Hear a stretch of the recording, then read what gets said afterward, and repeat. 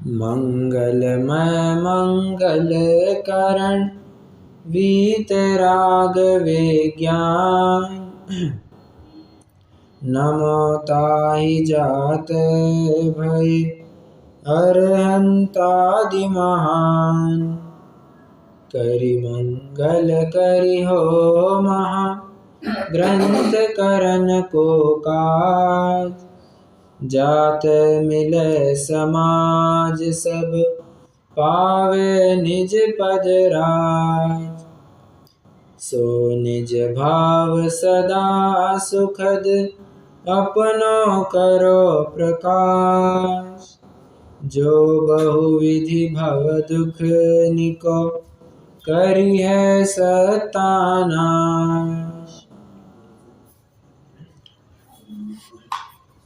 कल हमने 4 प्रकार की इच्छाओं को पूर्ण करके, मतलब 4 प्रकार की इच्छाओं की चर्चा पूर्ण करके एक जनरल टॉपिक देखा था कि जीव किस प्रकार इच्छा से सुखी दुखी होता है।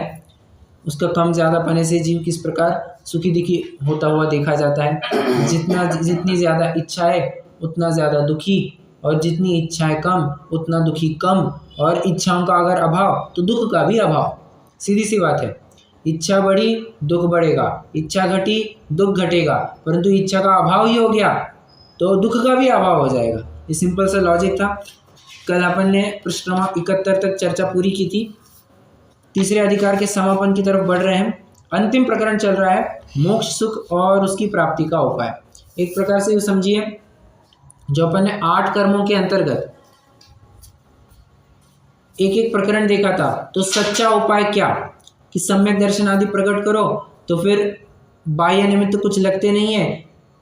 गोत्र कर्म के निमित्त से तुम्हें हीनादिकता लगती नहीं है, नाम कर्म के निमित्त तुम्हें फिर शरीर में काला गोरापन दिखाई देता है नहीं, अंतराय से फिर तुम्हारे काम अड़ेंगे नहीं, या तुम्हें ऐसा लगेगा कि मेरे काम अड़ रहे नहीं है। तो इस प्रकार से सम्यक दर्शन आदि प्रकट करने पर सच्चा सुख प्रकट होगा। और उस मोक्ष सुख की, उस सच्चे सुख की प्राप्ति का क्या उपाय है, वो मोक्ष सुख क्या है, कैसा है, उसकी प्राप्ति का उपाय क्या है, इन सब बातों के बारे में यहाँ पर बखान कर रहे हैं पंडित जी। थोड़ा लगेगा कि प्रकरण रिपीट हो रहा है, सो लग भी सकता है, क्योंकि जैसे मैंने अभी कहा ही था, जो अपन 8 कर्मों के अंतर्गत चर्चा करके आए ना, उसी का एक मॉडिफाइड वर्जन यहाँ पर प्रस्तुत किया गया है। तो यहाँ पर अपन एक एक पैराग्राफ को पढ़ेंगे और फिर उसका विश्लेषण करेंगे। देखिए, पृष्ठ क्रमांक 72 पर है। अब जिन जीवों को दुख से छूटना हो वे इच्छा दूर करने का उपाय करो। ये समझना, जिन जीवों को दुख से छूटना है, और अगर जिनको दुख से छूटना ही नहीं है, उन्होंने क्या करना है? ऐसा चल रहा है तो चलने दो। तुम चाहे वैसे करो पढ़ो, हमें कुछ फर्क नहीं पड़ता। तुम चाहे उतना स्वच्छंद प्रवृत्ति करो, उससे फर्क ही नहीं पड़ता है। जो इच्छा, जो सुख का अर्थी है, जो अपने दुख का अभाव करना चाहता है, उसके लिए हम उपाय बता रहे हैं। और उपाय क्या बता रहे हैं? वे इच्छा दूर करने का उपाय करो। ऐसा नहीं कहा उन्होंने कर्म के अभाव का उपाय करो। क्यों साहब? ऐसा भी तो कह सकते थे कर्म का अभाव करो, तो दुख का अभाव करना और सुखी होना क्या एक ही तो बात है। वो इच्छा दूर होगी तो कर्म का अपने आप अभाव होगा। बराबर, इच्छा दूर हुई तो कर्म का अपने आप अभाव हो जाएगा। एक प्रकार से आप समझ सकते हैं, ये उपादान परक इन्होंने उपाय बताया है, निमित्त परक उपाय बताया ही नहीं है। तुम्हें निमित्त में कुछ कम ज्यादा करना ही नहीं है, निमित्त में कम ज्यादा अपने आप होता रहेगा। तुम पुरुषार्थ करो अपना, तो यहाँ से अपना काम हो जाएगा। देखिए, हाँ, कितने जन ये सिस्टम जानते हैं कि लॉकर का काम कैसे चलता है? बैंक वगैरह में लॉकर वगैरह लगते हैं, कितने जन जानते हैं सिस्टम कैसे चलती है?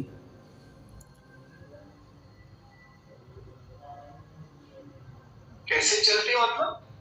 हाँ, मतलब अगर हमें सामान अगर निकालना है या सामान रखना है, हाँ, यस, एक्चुअली में एक की रहती है, हाँ, और की बैंक मैनेजर के पास रहती है, बराबर। तो पहले कस्टमर उसको ओपन करता है, हाँ, वो मास्टर की होगी, उसको वो अनलॉक करता है, तब वो खुलता है। बराबर। मतलब मोस्ट प्रोबेबली 2 चाबियां होती है, राइट? करेक्ट। 2 चाबियां है। देखिए, अगर एक ही चाबी होती तो क्या होता, क्वेश्चन है। बैंक में होता क्या है, जिन्होंने शायद नहीं सुना होगा या पता नहीं होगा, तो एक चाबी होती है मैनेजर के पास, एक चाबी होती है कस्टमर के पास, ठीक है? और जब भी कस्टमर को कुछ सोना वगैरह रखना है, सोना वगैरह निकालना है, विड्रॉ करना है, तो क्या करेगा, पहले मैनेजर जाके चाबी लगाए, जो कुछ भी है, पहले एक चाबी लगेगी, फिर जाकर के दूसरी चाबी लगाएंगे और तब जाकर के वो ताला खुलेगा। प्रश्न है मेरा, अगर एक ही चाबी होती तो क्या दिक्कत होती? मैनेजर ही ले जाएगा सब। सारा सोना मैनेजर के घर में मिलेगा। सबका सोना, सारा सोना मैनेजर के घर में मिलेगा। अच्छा, मान लीजिए मैनेजर के पास नहीं, सिर्फ कस्टमर के पास रहता तो बैंक डूब जाती, बैंक ही डूब जाती। क्यों? अरे कब कौन क्या लेकर के गया कुछ पता ही नहीं चलता, कस्टमर कब आकर के लेकर के गया है ये ध्यान में नहीं आता ना। और मान के चलो कस्टमर लेकर चोरी छुपे लेकर के गया, उसने कहा कि मुझे लॉकर चेक करना है और चोरी छुपे लेकर के चला गया, और फिर बाद में बैंक वालों के ऊपर इल्ज़ाम लगाया कि इन्होंने मेरा सोना चुराया है। अरे कैसी बात कर रहे हो? इसलिए तो फिर 2 चाबियां रखते हैं, दोनों चाबियां लगेंगी तभी तुम्हारा काम हो पाएगा। उसी प्रकार कह रहे हैं कि तुम उपादान से काम करो, निमित्त की अपेक्षा भी काम हो जाएगा, निमित्त भी अपना काम करेगा और तब जाकर के तुम्हारे कार्य की सिद्धि होगी। तुम निमित्त के बारे में मत सोचो, बैंक मैनेजर क्या कर रहा है तुम मत सोचो, तुम अपनी चाबी लेकर के जाओ, तुम अपनी चाबी वहां पर लगाओ, बैंक मैनेजर भी अपनी चाबी लगाएगा, उसको लगानी ही पड़ेगी, नहीं लगाएगा तो पकड़ के मारेंगे उसको धक्के मार करके उसको बैंक से बाहर निकालेंगे बैंक वाले। तो तुम तो अपनी चाबी की केयर करो, अपने सामान की केयर करो। ये उपादान परक बात बता रहे हैं। तथा इच्छा दूर तब होती है जब मिथ्यात्व, अज्ञान, असंयम का अभाव। आ रही है बात जो अपन ने शुरुआत में देखी थी, मिथ्यात्व, अज्ञान और असंयम, और सम्यक दर्शन, ज्ञान, चारित्र की प्राप्ति हो। ये एक प्रकार से समझिए, ये तत्वार्थ सूत्र के पहले अध्याय का पहला सूत्र है, सम्यक दर्शन, ज्ञान, चारित्राणि, मोक्ष मार्ग। और जो मेरे ख्याल से अष्टसहस्त्री, हाँ बराबर, विद्यानंदी आचार्य, हाँ बराबर, अष्टसहस्त्री ही है। तो उसमें आचार्य विद्यानंदी ने एक उल्टी परिभाषा बताई है। उल्टी परिभाषा मतलब उन्होंने कहा है मिथ्या दर्शन, अज्ञान, नहीं, मिथ्या दर्शन, ज्ञान, चारित्राणि, बंध मार्ग। हाँ, सम्यक दर्शन, ज्ञान, चारित्राणि, मोक्ष मार्ग, और मिथ्या दर्शन, ज्ञान, चारित्राणि, बंध मार्ग। बस यही बात कह रहे हैं यहाँ पर, मिथ्या दर्शन, अज्ञान, असंयम का अभाव हो और सम्यक दर्शन, ज्ञान, चारित्र की प्राप्ति हो। इसीलिए इसी कार्य का उद्यम करना योग्य है। ऐसा साधन करने पर जितनी जितनी इच्छा मिटे उतना उतना दुख दूर होता जाता है, और जब मोह के सर्वथा अभाव से सर्व इच्छा का अभाव हो तब सर्व दुख मिटता है, सच्चा सुख प्रकट होता है। प्रोपोर्शनेट बात कर रहे हैं। हाँ, कक्षा की शुरुआत में अपनी बात हुई थी, इच्छा बढ़ेगी दुख बढ़ेगा, इच्छा घटी दुख घटेगा, और इच्छा का अभाव ही हो गया दुख का भी अभाव हो जाएगा और सच्चा सुख प्रकट हो जाएगा। एक प्रकार से जनरल बात चल रही है पूरी, इसमें कुछ खास मसाला है नहीं। तथा ज्ञानावरण, दर्शनावरण और अंतराय का अभाव हो तब इच्छा के कारणभूत क्षायपक्ष में ज्ञान दर्शन का तथा शक्तिहीन पने का भी अभाव होता है। अनंत ज्ञान दर्शन वीर्य की प्राप्ति होती है, तथा कितने ही काल पश्चात अघाती कर्मों का भी अभाव हो तब इच्छा के बाह्य कारणों का भी अभाव होता है। क्योंकि मोह चले जाने के बाद किसी भी काल में कोई इच्छा उत्पन्न करने में समर्थ नहीं थे, मोह होने पर कारण थे, इसलिए कारण कहे हैं, उनका भी अभाव हुआ तब जीव सिद्ध पद को प्राप्त होते हैं। 2 बातें कह रहे हैं यहाँ पर, थोड़ा सा अब ये थोड़ी सी समझने वाली बात है। कह रहे हैं जीव दुखी 2 कारणों से, 2 मुद्दों को लेकर के, एक अपनी इच्छा और दूसरी इच्छा के जो इसने कारण मान रखे हैं। इन 2 वस्तुओं को लेकर के, 2 बातों को लेकर के वो जीव दुखी है। हाँ, इच्छा और इच्छा के कारण। अब इच्छा के कारण भी क्या है, इसने अपने खुद के बना करके रखे हैं कि फलाना फलाना वस्तु से सुख की प्राप्ति होगी, ये काम करूँगा तो सुख की प्राप्ति होगी, ये नहीं करूँगा तो दुख मिलेगा। ये अपने इमेजिनेशन लेवल पर एक बस सोच उसने बना करके रखी है कि ऐसा ऐसा होगा तो सुख की प्राप्ति होगी। तो पंडित साहब दोनों बातों को एड्रेस कर रहे हैं। देख, तू पहली एक बात ये काम कर, तू अपनी इच्छा का तो अभाव कर। तू इच्छा का अभाव करेगा तो तुझे इच्छा की पूर्ति के लिए कोई कारण भी नहीं दिखेगा। इच्छा ही नहीं रही तो इच्छा पूर्ति का कारण क्या है? और इच्छा का अभाव करना मतलब मिथ्यात्व का अभाव करना है, क्योंकि इच्छा होती ही मिथ्यात्व से है, होती ही मोहनीय भाव से है। मोहनीय है तभी तो इच्छा होती है। देखिए ना, 11वां 12वां गुणस्थान, वहां पर ज्ञान प्रकट नहीं हुआ है अभी तक, पूर्ण ज्ञान प्रकट नहीं हुआ है, परंतु पूर्ण सुख प्रकट हुआ है। क्या हो गया है? कैसे? मोहनीय का अभाव हो गया, क्योंकि इच्छा का अभाव हो गया। ऐसी बात है। अब देखिए, वहां दुख का तथा दुख के कारणों का सर्वथा अभाव होने से सदाकाल अनुपम अखंडित सर्वोत्कृष्ट आनंद सहित अनंत काल विराजमान रहते हैं, वही बतलाते हैं। ज्ञानावरण दर्शनावरण का क्षयक्षम होने पर तथा उदय होने पर मोह द्वारा एक एक विषय को देखने जानने की इच्छा से महाव्याकुल होता था। अब मोह का अभाव होने से इच्छा का भी अभाव हुआ, इसलिए दुख का अभाव हुआ है। एक बात, पहले तो क्या बात कर रहे हैं? पहले तो ज्ञानावरण दर्शनावरण की बात करें, पहले पूरा कंप्लीट करते हैं। तथा ज्ञानावरण दर्शनावरण का क्षय होने से सर्व इंद्रियों को, सर्व विषयों को युगपत ग्रहण हुआ, विषयों का युगपत ग्रहण हुआ, इसलिए दुख का कारण भी दूर हुआ है। वही दिखाते हैं। जैसे नेत्र द्वारा एक एक विषय को देखना चाहता था, अब त्रिकालवर्ती त्रिलोक के सर्व वर्णों को युगपत देखता है। कोई बिन देखा नहीं रहा जिसके देखने की इच्छा उत्पन्न हो।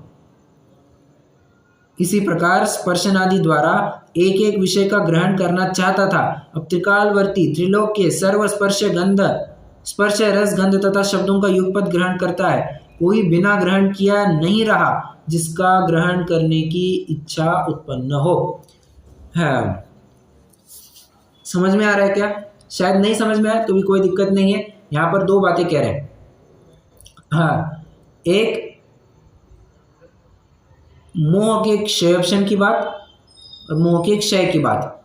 देखो, ज्ञानावरण दर्शनावरण का क्षयक्षम और ज्ञानावरण दर्शनावरण का अभाव। देखिए ना, ज्ञानावरण दर्शनावरण का क्षयक्षम होने पर तथा उदय होने पर मोह द्वारा एक एक विषय को देखने जानने की इच्छा से महाव्याकुल होता था। दो कंपैरिजन कर रहे हैं, पहले क्या होता था, अब क्या हो रहा है। फिर से आप चाहे तो एक छोटा सा चार्ट बना सकते हैं इसके लिए, ठीक है। 8 कर्मों के लिए बनेगा। हाँ, पहला कॉलम लिखेंगे कर्म, छोटा सा कॉलम बनेगा, बाकी के जितना भी पेज है उसको 2 हिस्सों में बांट दीजिए। अब साथ साथ करते चलेंगे तो बेहतर रहेगा। हाँ, तो बचे पेज को 2 हिस्सों में बांटना है, पहले और अब। पहले और अब, पहले में क्या लिखेंगे, अच्छा, कर्मों में क्या लिखेंगे, ज्ञानावरण दर्शनावरण, ठीक है। हाँ, उसके जो अपना कॉलम है क्या, पहले की अवस्था, वो जो कॉलम है वहाँ पर क्या लिखेंगे, वहाँ पर लिखेंगे कि उदय को लेकर के, ज्ञानावरण दर्शनावरण के उदय को लेकर के, क्षयक्षम को लेकर के यह जीव महादुखी होता था।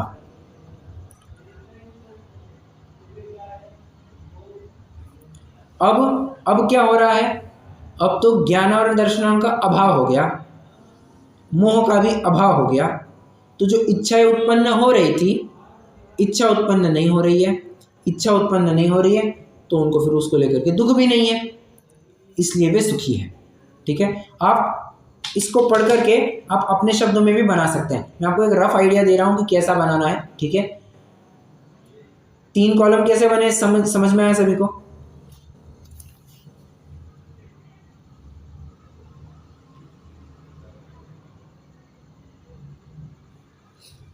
आया ना?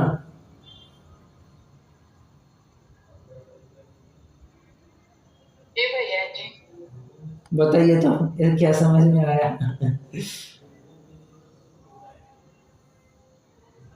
वही ना, आपने बोला है वही चार्ट बनाने के लिए पहले कर्म का कॉलम है, फिर पहले और फिर बाद में ऐसे, बराबर। और फिर वो ज्ञानावरण का बनाया, उदय को लेकर के, क्षयक्षम को लेकर के वो कहाँ दुखी होता है, और वहाँ पे लिखा है कि ज्ञानावरण का अभाव और मोह का अभाव होने से वो सुखी है। बराबर, परफेक्ट, बहुत बढ़िया। हाँ, मैं ये प्रोमिनेंस चाहिए था। परफेक्ट। अब ये तो ज्ञानावरण दर्शनावरण की बात हुई। देखो ज्ञानावरण दर्शनावरण में आप अगर देखेंगे तो एक प्रकार की इच्छा भी चली थी। उस इच्छा का नाम क्या था? ज्ञानावरण दर्शनावरण को लेकर के एक इच्छा का भी प्रकरण चल चुका अपना। कौन सी इच्छा थी वो?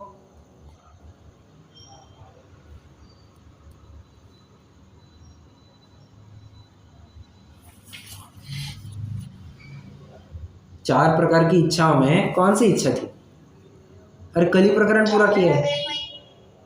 उसका नाम क्या था? जानने देखने की तो ठीक है, उसका नाम क्या था? हाँ, विषय ग्रहण की इच्छा।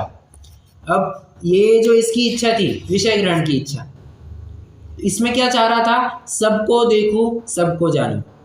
अब ये क्यों हो रहा था? क्योंकि उसको जानने में नहीं आ रहा था और जानने की इच्छा थी। अब देखो, अब जानने में सब कुछ आ रहा है, इच्छा भी नहीं रही, इसलिए उसको फिर उसको लेकर के दुख भी नहीं है। दोनों बातें हो गई, समझना, दोनों भी बातें हो रही है। क्या?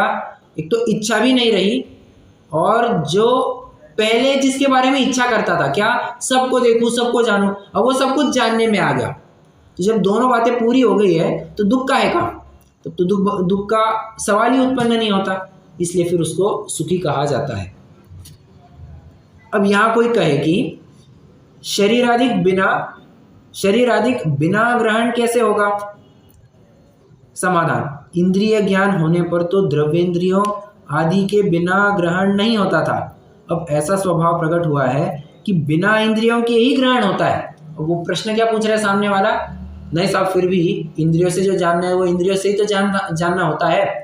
स्पर्श करेंगे तो स्पर्श करके ही तो उसको ख्याल में आएगा। देखो, कोई आपको सिर्फ एक वस्तु दिखाए, हाँ मान के चलो कि आपके सामने कोई खड़ा है और आपको कोई वस्तु दिखा रहा है, ठीक है, और आपको पूछ रहा है ये कैसा है, कड़क है या नरम है, ठंडा है गर्म है, आप क्या कहेंगे? आपकी प्रतिक्रिया क्या होगी?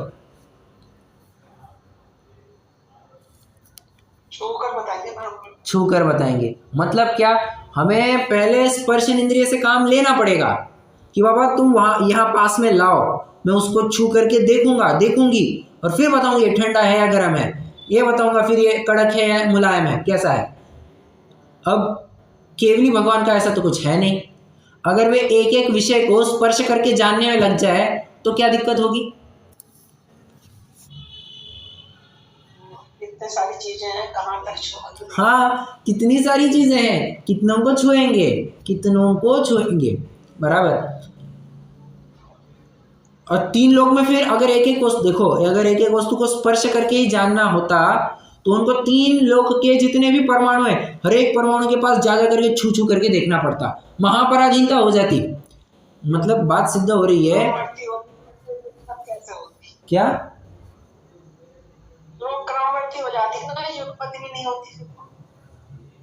नहीं समझा नहीं मैं। युगपत जानते हैं ना? हाँ बराबर, युगपत जानते हैं, करेक्ट, युगपत जानते हैं। वहां तो एक के बाद एक जानना पड़ता, यहाँ पर तो युगपत जान रहे हैं। मतलब इंद्रियों से जानना ये महापराधीनता, ये भी बात सिद्ध कर रहे हैं। तो जरूरी नहीं है कि ज्ञान करने के लिए तुम्हें उस वस्तु के पास जाना पड़ेगा, वस्तु को तुम्हारे पास आना पड़ेगा। बिना उस वस्तु को के पास जाए या बिना वस्तु अपने पास आए भी ज्ञान बिल्कुल हो सकता है। जैसे आप मेरे सामने अभी नहीं है, आप जितने भी चारों जन हैं मेरे सामने अभी नहीं है, ठीक है, परंतु फिर भी मैं आपको जान रहा हूं या नहीं जान रहा हूं?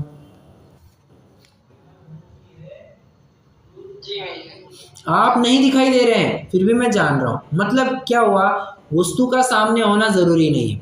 अरे अब आप कहेंगे या कोई प्रश्न कर सकता है कि अभी तो क्या है, हम आपसे बातचीत कर रहे हैं इसके लिए आपके ज्ञान में आ रहा है, परंतु जरूरी थोड़ी ना है कि जब हम बातचीत कर रहे हैं तभी ज्ञान में है। कभी स्वाध्याय से पहले मुझे भी किसी का ज्ञान हो सकता है, नहीं हो सकता है? हो सकता है कि हाँ कल की कक्षा में कौन थे, आज कौन कौन आ सकता है, तो किसी का ना किसी का ज्ञान होगा या नहीं होगा? बिल्कुल होगा। मतलब वस्तु सामने होनी जरूरी नहीं है, या हमें वस्तु के पास जाना जरूरी नहीं है। वस्तु जहां पर है वहीं पर रहने दो। तुम्हारा ज्ञान कैसे होगा? तुम्हारे जानने की शक्ति है इसलिए ज्ञान होगा। तुम जानते क्यों हो? क्योंकि जानने की ताकत है। और जानने का वो जो व्यक्तिकरण है, सबको देखूं सबको जानूं, ये केवल ज्ञान अवस्था में इसका व्यक्तिकरण हो गया है। जो शक्ति थी वो व्यक्त हो गई है, इसलिए फिर वो सबको जान लेते हैं। केवल ज्ञान महापराधीन इसलिए नहीं है, क्यों क्यों नहीं है?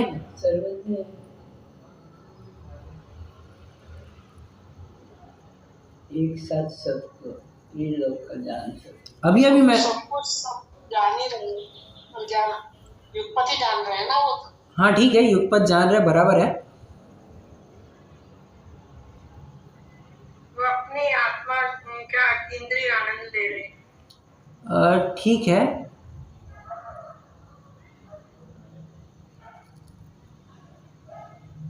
ठीक तो बिल्कुल मतलब छूने से भी ज्यादा अधिक स्पष्ट जान रहे हैं। हाँ सही समझे।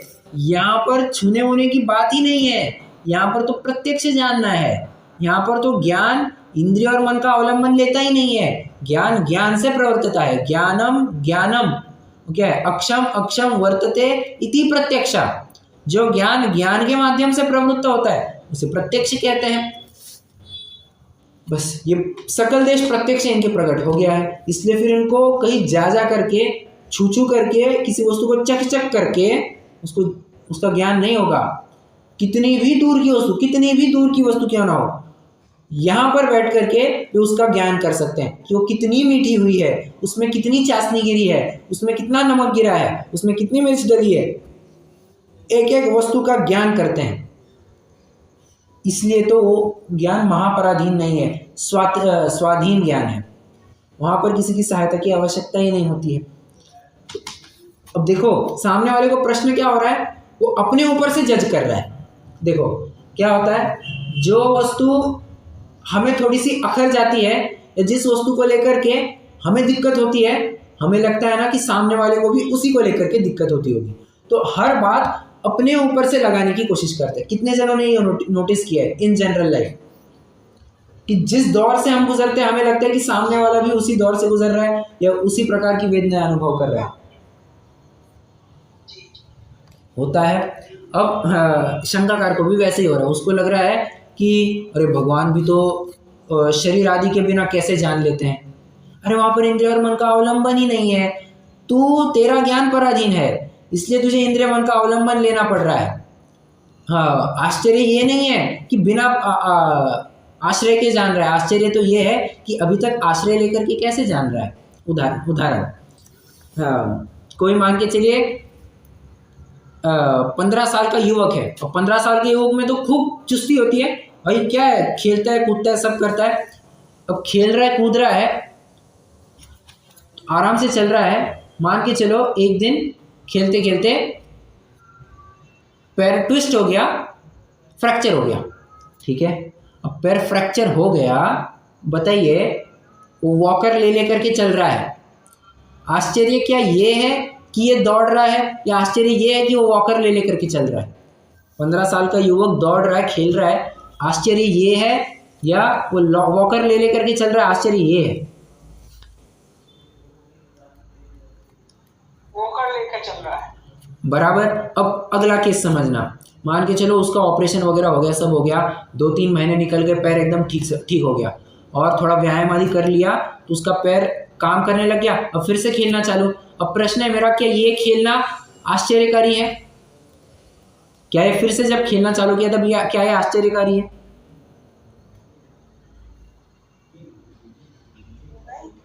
नहीं, आश्चर्यकारी नहीं। क्यों?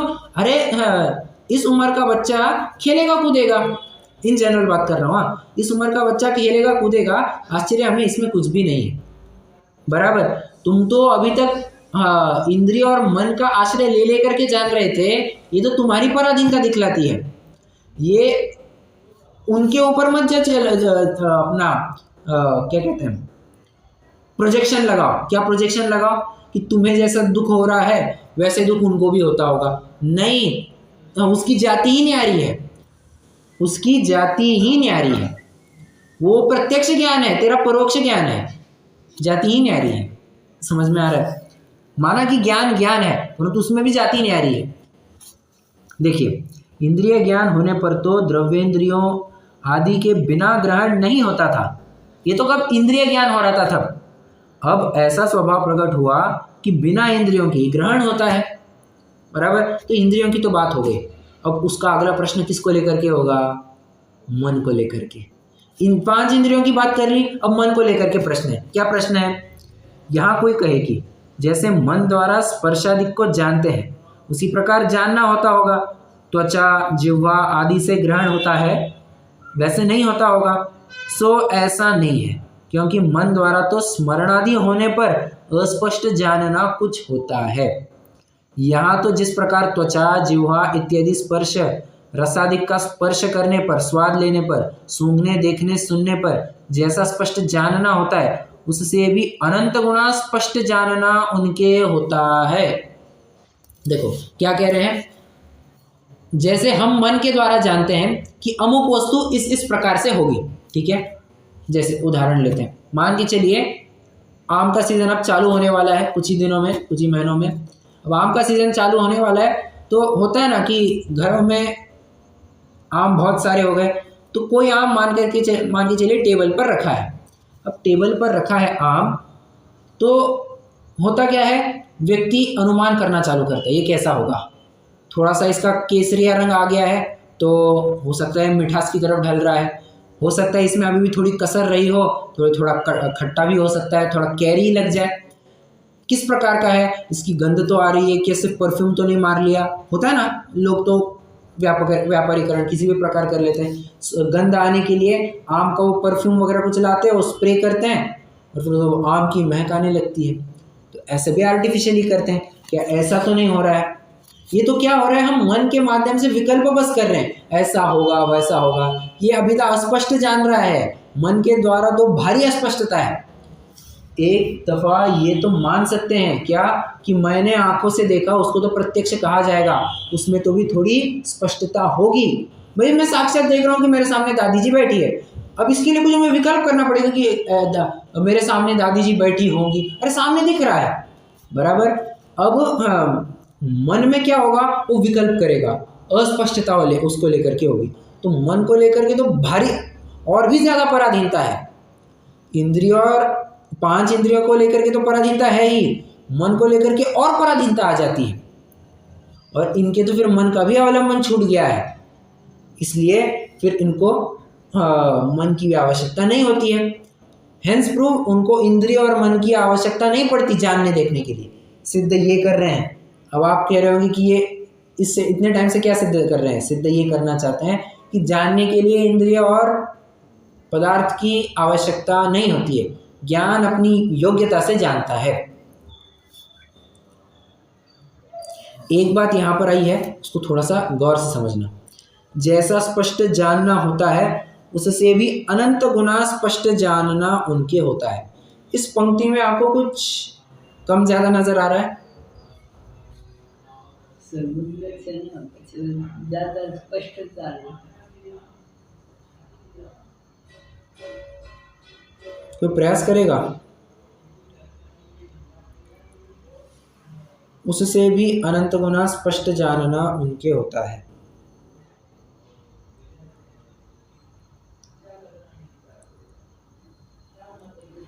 बताइए।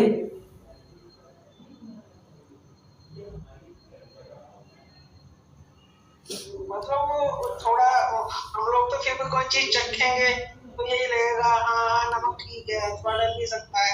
हाँ। लेकिन वो तो बिल्कुल ही स्पष्ट जानते हैं कि ये कितना परफेक्ट है। हाँ देखिए, हाँ बोलिए। हमें इंद्रियों के निमित्त की जरूरत लगती है, लेकिन उनको तो जानने के लिए इंद्रिय की निमित्त की जरूरत नहीं है। ऐसे हमें तो स्पर्श करना पड़ेगा, चखना पड़ेगा, ऐसे नहीं उससे भी इतना अधिक स्पर्श नहीं डाल सकते ना, वो तो करना पड़ेगा, वो तो नहीं है उनकी इंद्रिया। लेकिन फिर भी हम इतना अधिक क्लियर नहीं जान पाते जितना अधिक क्लियर वो बिना इंद्रियों के भी जानते हैं। ठीक है, ठीक है। इसमें कुछ अटपटी बात आपको लग रही है क्या? चलिए मैं आपको थोड़ा प्रश्न और सरल करता हूँ। इस पंक्ति में आपको कुछ अटपटा लग रहा है क्या? मैं फिर पंक्ति एक बार फिर से पढ़ते हैं, पूरा फिर से पढ़ते हैं।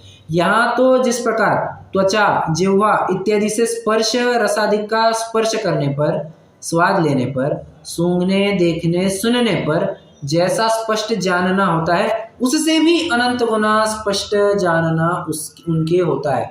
उससे भी अनंत गुना। अब इसके ऊपर जरा फोकस कीजिए और आप बताइए।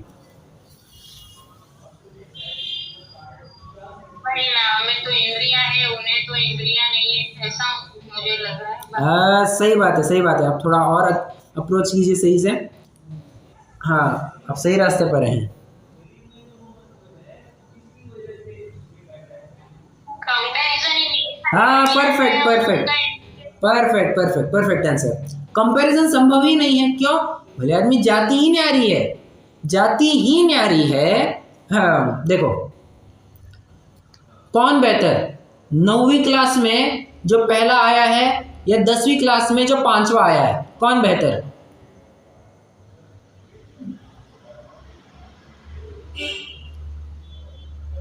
दोनों के स्टैंडर्ड ही अलग है।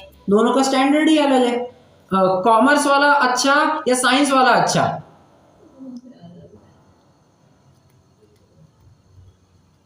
दोनों के फील्ड अलग है। दोनों के फील्ड अलग है, बस यही बात कह रहे हैं। मतलब इसमें से समझना कैसे, जो हम जानते हैं वो परोक्ष है, परोक्ष जाति का है। केवली जो जानते हैं वो प्रत्यक्ष है। अब मुझे बताइए, एक सिंपल सा लॉजिक है, मैथमेटिक्स सभी ने पढ़ा हुआ है, इतना कच्चा किसी का मैथमेटिक्स नहीं हो सकता कि मैं जो प्रश्न पूछने वाला हूँ। बताइए, -1 को मैं कितने से मल्टीप्लाई करूं कि वो पॉजिटिव हो जाएगा, other than a non negative number, other than a negative number, sorry. समझ रहे हैं मेरा प्रश्न? मैं ये पूछना चाह रहा हूं, -1 को मैं कितने से मल्टीप्लाई करूं? -1 से। आपको माइनस में ही जाना पड़ेगा। अगर अब माइनस वाली तो बात यहाँ पर है नहीं, थोड़ा और अच्छे से पूछता हूँ। -1 को मैं अगर 1 लाख से मल्टीप्लाई करूँ तो क्या पॉजिटिव हो जाएगा नंबर? क्या नंबर पॉजिटिव हो जाएगा? अच्छा चलो, इन्फिनिटी से, -1 को मैं इन्फिनिटी से मल्टीप्लाई करता हूँ तो क्या नंबर पॉजिटिव हो जाएगा?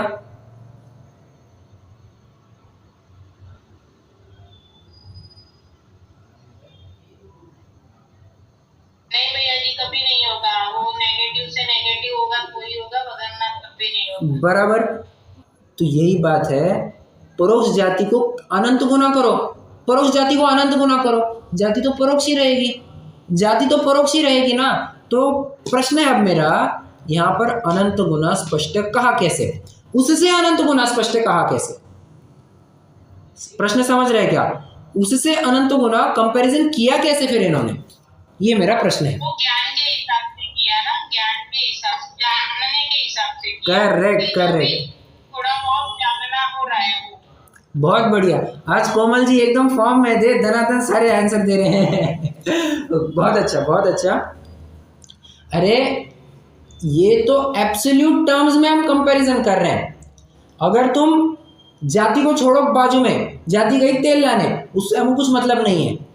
तुम ज्ञान कितना हो रहा है, कैसे हो रहा है, उसको अगर कंपेयर करोगे तो डेफिनेटली फिर अनंत गुना ही दिखाई देगा। बराबर, तुम जिस स्तर का जानते हो उससे अनंत गुना ही है वो, ठीक है, ऐसा समझना। तो अनंत गुना मतलब ये नहीं कि जाति ही सेम हो जाएगी, नहीं, जाति तो अलग अलग है। तो अनंत गुना कैसे कहा? अनंत गुना इसलिए कहा, वो तो ज्ञान की अपेक्षा, ज्ञान को एब्सोल्यूट टर्म्स में कंसिडर करो, उसकी जाति वगैरह छोड़ो, जितना ज्ञान है उसकी जितनी स्पष्टता है, उन दोनों को बस कंपेयर करोगे तो अवश्य ही केवलियों का ज्ञान अनंत गुना स्पष्ट कहलाएगा। ठीक है, अनंत गुना स्पष्ट, केवली का स्पष्ट मतलब पूर्ण स्पष्ट है, उसमें किसी भी प्रकार की अस्पष्टता नहीं। और अस्पष्टता रहे तो प्रश्न है मेरा, केवली के ज्ञान में थोड़ी सी एक विषय को लेकर के अस्पष्टता रह जाए तो क्या? वो केवली नहीं रहे परफेक्ट, वो केवल ही नहीं रहेगा। केवल ज्ञान हम कहते ही किसे हैं? केवल ज्ञान हम कहते ही किसे हैं? सर्वज्ञ। सर्वज्ञ मतलब सर्वज्ञ की परिभाषा बताना। तीन लोग तीन काल के सर्व पदार्थों को, उसके गुणों को, उसकी एक एक पर्यायों को युग पर एक साथ एक समय में जानते हैं।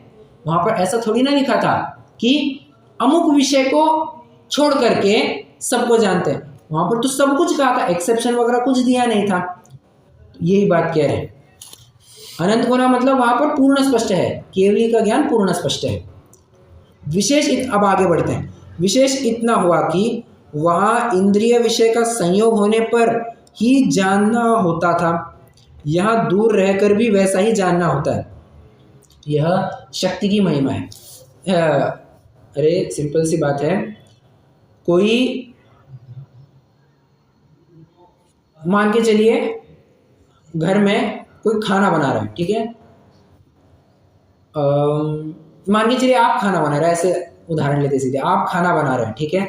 आप खाना बना रहे हैं और कोई बेडरूम में बैठा हुआ व्यक्ति जोर से आपको चिल्ला करके कहता है सब्जी जल गई जल गई।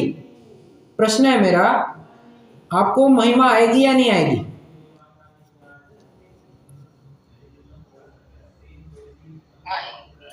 या फिर मान के चलिए किसी ने, मान के चलिए कुकर लगाया था हमने, ठीक है, कुकर में दाल लगाई। अब कुकर में दाल लगाई, कोई दूर से बैठ करके कहता है बिना कुकर खोले क्या इसमें से दाल थोड़ी उफन गई है, बाहर निकल आई है। और जब देखा तो वास्तव में बाहर उफन आई थी। महिमा आती है या नहीं आती है? दूर से बैठे वो व्यक्ति अगर इतनी, देखो हम आप मतिश्रुत ज्ञान वालों में भी ऐसा पाया जाता है, हम आप मतिश्रुत ज्ञान वालों में तो ऐसा पाया जाता है। तो विचार कीजिए वो केवल ज्ञानी की तो क्या बात है। हम तो यहाँ एक विषय के बारे में कह रहे हैं, हम तो यहाँ पर एक विषय के बारे में कह रहे हैं, वहाँ पर तो समस्त विषयों के बारे में जानते हैं। ये ऐसी महिमा है। ये क्या कह रहे पंडित साहब? ये तो शक्ति की महिमा है। शक्ति कौन? शक्ति कपूर? नहीं, ज्ञान की शक्ति की महिमा है, ठीक है। तथा मन द्वारा कुछ अतीत अनागत को तथा अव्यक्त को जानना चाहता था। अब सर्व ही अनादि से अनंत काल पर्यंत सर्व पदार्थों के द्रव्य क्षेत्र काल भावों को युगपत जानता है। कोई बिना जाने नहीं रहा जिसको जानने की इच्छा उत्पन्न हो। मतलब ऐसा कुछ बचा ही नहीं कि इसको मैं जानूं। देखो बहुत लौकिक उदाहरण है, इसको चरणानुयोग से रिलेट मत करना, ठीक है। मान के चलिए शादी ब्याह है, ठीक है। शादी ब्याह में अब रात्रि के समय पर लोग प्रायः स्टॉल वगैरह जो होता है ना, क्या कहते हैं, तो मैं क्या कह रहा था, हाँ, कि मान के चलिए रात्रि का समय है। अब उदाहरण भी वैसे ही लेना पड़ रहा है, थोड़ा अच्छा भी ले सकता हूँ परंतु समझ में आए इसलिए उदाहरण ले रहा हूँ। रात्रि का समय है, वो क्या होता है, संगीत संध्या होता है, नहीं होता है? कितने जनों को पता है कि शादी के पहले एक संगीत संध्या होती है? कुछ आप कुछ अलग नाम बताते होंगे, हम उसे कहते हैं संगीत संध्या। मतलब नाच गाना डीजे वगैरह जो होता है वो शादी के एक दिन पहले ऐसे होता है। अब देखना क्या, हमारी तरफ रथ जगह बोल देते हैं। अच्छा, ओके, रथ जगह, ठीक है। तो कैसा भी हो, अब उस टाइम पर होता क्या है, स्पेशल पार्टी रखी जाती है। खाने पीने की वस्तुओं का तो पूछो ही मत। ये यहाँ से उत्तपा डोसा इडली सब आ रहा है, मेदू वड़ा आ रहा है, ये अरे वहाँ पर पानी पूरी का स्टॉल भी लगा है, ये उसके बाद पास्ता का स्टॉल लगा है, ये उसके बाद भेल कचौरी का स्टॉल लगा है। और जानते हो वहाँ पर तो कुल्फी भी मिल रही है, अरे वहाँ पर आइसक्रीम मिल रही है, वहाँ पर फालूदा मिल रहा है। एक से बढ़कर एक स्टॉल है। कितने जनों के मुंह में पानी आ रहा है?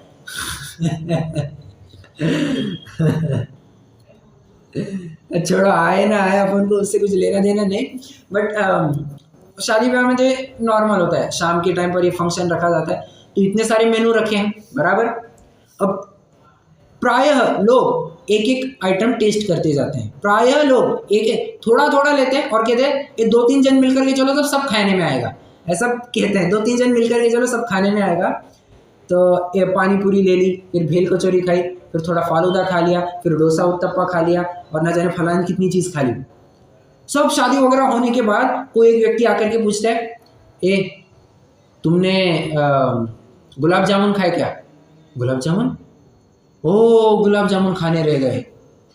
अब गुलाब जामुन खाने रह गए, एक वस्तु खानी रह गई, उस संबंधी इच्छा बनी रहती है। मैं सिद्धांत क्या घटित करना हो समझना, ठीक है। अब एक वस्तु खाई नहीं, उसको लेकर के इच्छा बनी रहती है। अब यहाँ पर एक विषय जानने में नहीं आया तो उसको लेकर के इच्छा बनी रहेगी, परंतु जिसने सारे आइटम चख लिए हैं, जिसने सारे आइटम खा लिए हैं, उसको कोई इच्छा बचेगी? उसको कोई इच्छा बचेगी क्या? नहीं बचेगी। तो जिसने सारे विषय जान लिए हैं, यहाँ चखने की बात नहीं, यहाँ जानने की बात है। जिसने सारे विषय जान लिए हैं, जिसके ज्ञान में झलक चुके हैं, अब ऐसा कोई विषय बचा ही नहीं जिसको मैं कुछ एक और उदाहरण देना चाहूँगा। पता नहीं आप कितना रिलेट कर पाएंगे, बट मैं तो बहुत अच्छे से रिलेट कर पाता हूँ।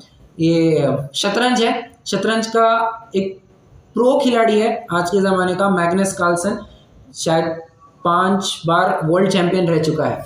अब उसने पता है क्या कहा बाद में? वो कहता है, कुछ टाइम पहले, कुछ 1-2 साल पहले उसने कहा कि मैं अभी वर्ल्ड चैम्पियनशिप खेलूँगा नहीं। अभी वर्ल्ड चैम्पियनशिप की टूर्नामेंट हुई थी 1-2 महीने पहले, जहाँ पर भारत का आदमी जीत करके आया था, भारत का बंदा। तो उसने, मैग्नस कार्लसन ने कहा कि मैं वर्ल्ड चैम्पियनशिप के लिए कंटेस्ट नहीं करूँगा, खेलूँगा नहीं। क्यों? क्योंकि ऐसा कुछ बचा ही नहीं है मेरे पास जो मैं हासिल करने से रहा। एक टूर्नामेंट मैंने जीती है और कितनी बार जीती है, तो मेरे पास कुछ बचा ही नहीं ऐसा खेलने के लिए। तो ऐसा उसका बयान था, ठीक है। मैं क्या कहना चाहता हूँ, जिसने सब कुछ हासिल कर लिया है, जिसने सब कुछ जान लिया है, उसको फिर जानने के लिए कुछ बचता ही नहीं है। जानने के लिए कुछ बचता नहीं है तो जानने की इच्छा भी नहीं रहती है, और जानने की इच्छा नहीं रहती है तो उसको लेकर के दुख नहीं होता है। सिंपल सा लॉजिक है, सिंपल सा लॉजिक है। ओके, देखिए, बिना जाने नहीं रहा जिसको क्या कहा, कोई बिना जाने नहीं रहा जिसको जानने की इच्छा उत्पन्न हो। इस प्रकार यह दुख और दुखों के कारण उनका अभाव जानना। समझाणो का है?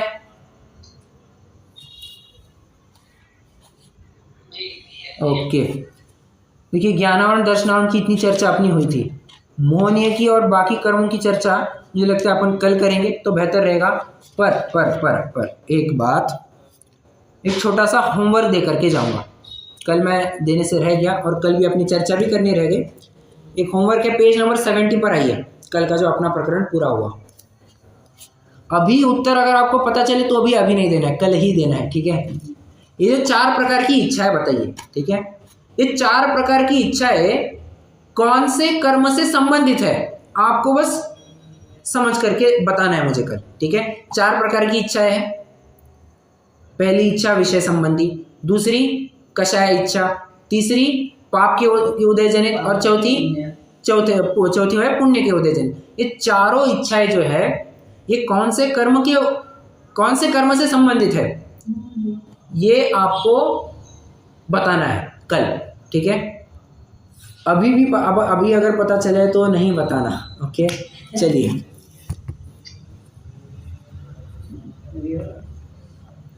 रुकते हैं, कोई प्रश्न हो तो पूछ सकते हैं।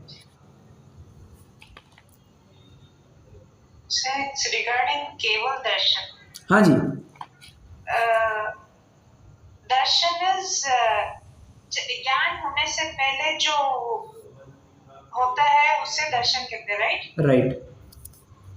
केवल दर्शन को कैसे डिफाइन करेंगे सर? और युगपत होता है वो तो अब नहीं, केवल दर्शन एक्सेप्शन है। देखिए, आप 2 प्रकार से समझिए कि जब भी जीव केवल ज्ञान प्राप्त नहीं करता है, जब तक केवल ज्ञान प्राप्त नहीं करता है तब तक वन आफ्टर दी अदर होता है। पहले दर्शन फिर ज्ञान, पहले दर्शन फिर ज्ञान, बराबर। अब जब केवल ज्ञान प्रकट हो गया है तो वहाँ पर वो सिस्टम चेंज हो जाती है। वहाँ पर both go hand in hand, they go simultaneously, दोनों साथ में होते हैं, एक साथ युगपत होते हैं। अब ये सिस्टम ही वैसा है। अब इसके लिए लॉजिक अगर मतलब वो दर्शन होने के बाद ही ज्ञान होता है, वो ऐसे फॉलो होता है ना यूजुअली, तो वो युगपत वैसे केवल नहीं नहीं, केवल ज्ञानी के लिए सिस्टम ही अलग है। क्यों, मैं आपको थोड़ा देखिए लॉजिक में बताता हूँ कि केवल ज्ञानी को क्यों युगपत अपन कहते हैं और छद्मस्तों को क्यों एक के बाद एक कहते हैं। देखिए अपना ज्ञान जो है वो क्षायक्षमिक ज्ञान है, और क्षायक्षमिक ज्ञान क्या है, बहुत सारे कालों की कुछ पर्याय जान लेता है और एक के बाद एक जानता है। और समझना, जो हमारा ज्ञान है, नया ज्ञान उसके ऊपर चढ़ाने के लिए पहला ज्ञान थोड़ा सा इरेज करना पड़ेगा। देखो आपके पास एक बोर्ड है, ठीक है, बोर्ड पर आपने कुछ लिखा, भर दिया पूरा बोर्ड, अब आपको उसके ऊपर कुछ फिर से लिखना है, तो आपको पहले मिटाना पड़ेगा और फिर आप नया कुछ लिख पाएंगे। ये सिस्टम छद्मस्तों में चलती है, केवल ज्ञानी में वैसा है ही नहीं। वे तो सब कुछ एक साथ जान रहे हैं, तो जब सब कुछ एक साथ जान रहे हैं तो उनको एक के बाद एक, ये सिस्टम तो लागू ही नहीं हो रही है ना, समझ में आ रहा है, one after the other, this concept is not applicable to them, इसलिए फिर वो युगपत कहते हैं। कोई पर्टिकुलर डेफिनेशन है सर केवल दर्शन के लिए? केवल दर्शन, देखिए डेफिनेशन इतनी है कि जो दर्शनोपयोग, अब देखिए उसमें तो परिभाषाएं बहुत बनेगी, क्या, केवल दर्शनावरण के अभाव में प्रकट होने वाला गुण, सो केवल दर्शनोपयोग, एक परिभाषा। दूसरी परिभाषा ऐसी बनेगी कि जो दर्शनोपयोग केवल ज्ञान के साथ साथ पाया जाए उसे केवल दर्शनोपयोग कहते हैं, ये दूसरी परिभाषा बनेगी। Okay sir, thank you sir. Okay, logic clear हो रहा है? हाँ सर। Okay, good question. चलिए रुकते हैं, अभी अपन यूनिवर्सिटी करेंगे।